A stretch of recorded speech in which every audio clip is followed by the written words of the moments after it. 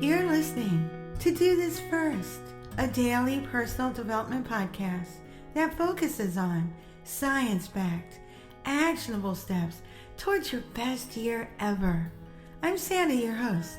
Today, we're continuing with our 10-part Mind Matter Brain Health series with neuroplasticity. Also known as brain plasticity, it's the brain's ability to adapt and reorganize itself by forming new neural connections in response to learning, experiences, or a following injury. This phenomenon allows the brain to change and restructure its neural pathways based on environmental influences, sensory information, behavior, and emotions. The concept of neuroplasticity has its roots in the early 20th century, but gained broader recognition and understanding in the latter half of the 20th century. Notable figures in the history of neuroplasticity include Santiago Ramon Cajal and Donald Hebb. Santiago Ramon Cajal, a Spanish neuroscientist, is considered one of the founding fathers of modern neuroscience and made significant contributions to understanding the structure of the nervous system. He proposed the idea that the brain is actually composed of individual cells called neurons, and his work laid the foundation for the concept of neuroplasticity. Donald Hebb, a Canadian psychologist, put forward the theory of Hebbian plasticity in the 1940s, which stated that neuronal connections strengthen when the neurons they connect are simultaneously active.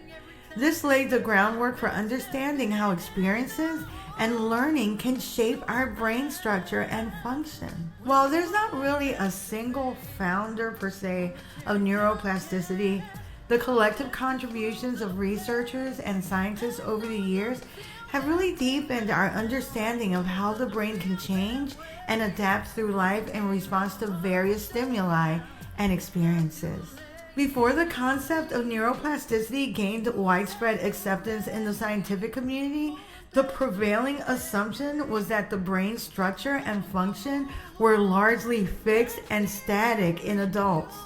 The traditional view held that the brain's development was complete in early childhood, and that after a certain point, the brain's neural connections were relatively stable and unchangeable. This perspective, often referred to as the hardwired or fixed brain hypothesis, suggested that the adult brain had limited capacity for change or adaptation. It was believed that once the critical periods of brain development had passed, the neural circuits and connections in the brain were essentially set and could not be modified significantly.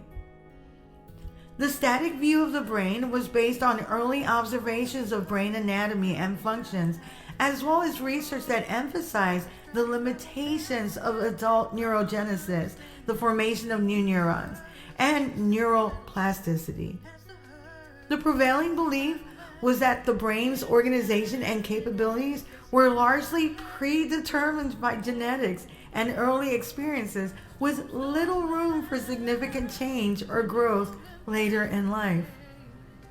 However, with the emergence of research on neuroplasticity and advances in neuroscience, it becomes increasingly clear that the brain is far more dynamic and adaptable than previously thought. Studies have shown that the brain retains a remarkable capacity to reorganize itself in response to learning experiences, environmental stimuli, and even injury or disease.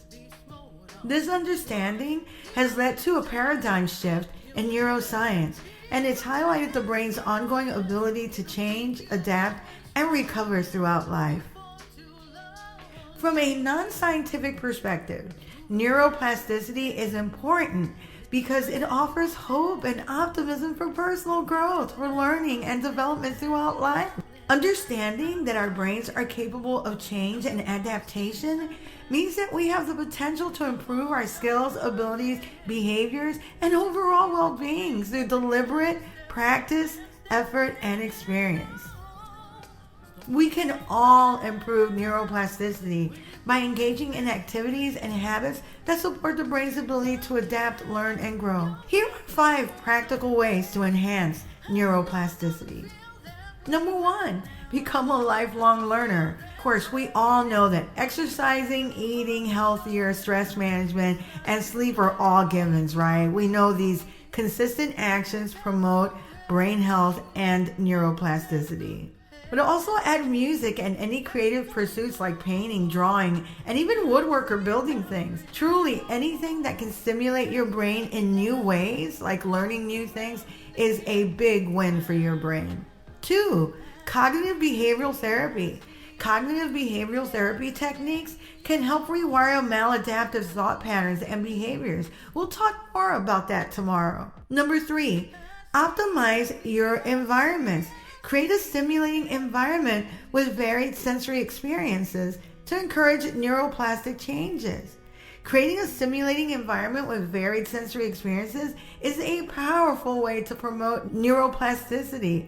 By exposing the brain to a rich and diverse range of stimuli, you can enhance its ability to adapt and reorganize. Incorporating elements can engage different neural pathways and encourage synaptic connections to form and strengthen. So engage all your senses.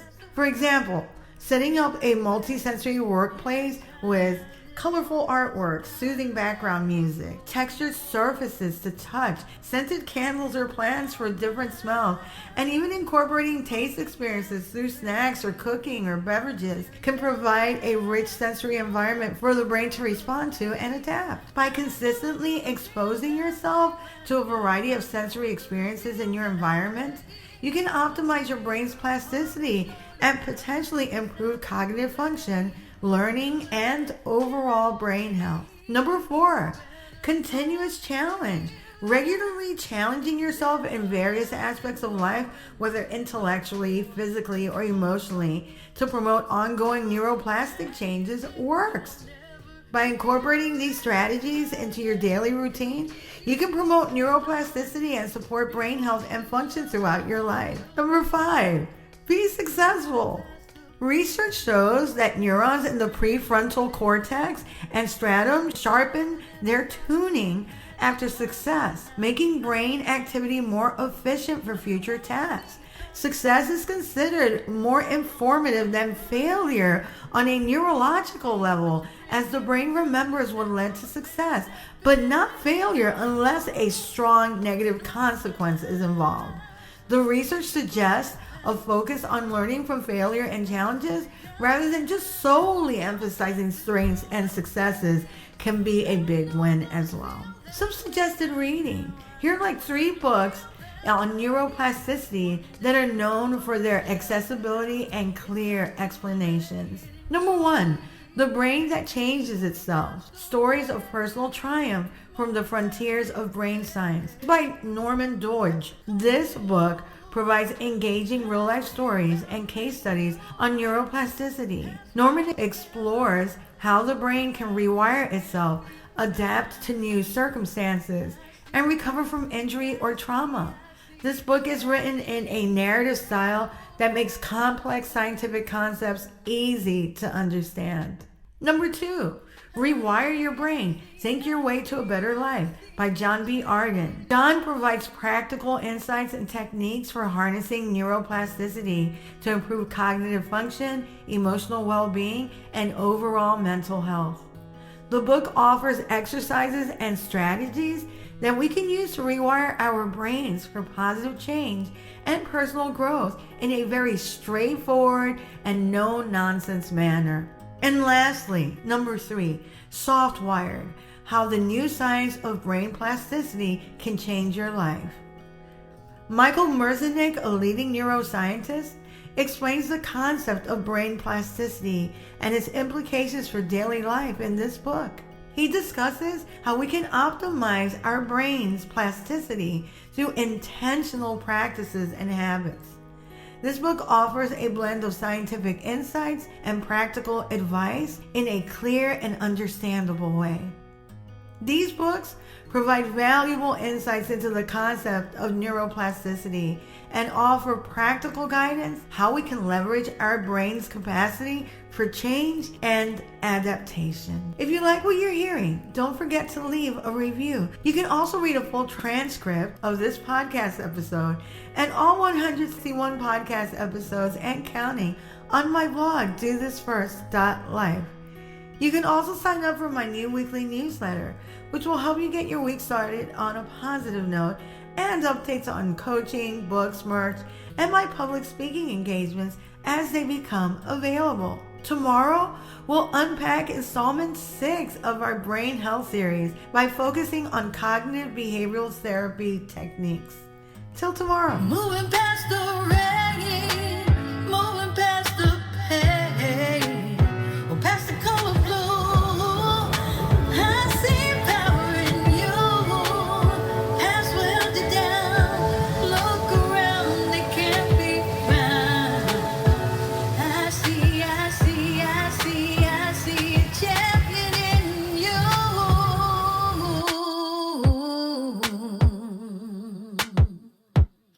I see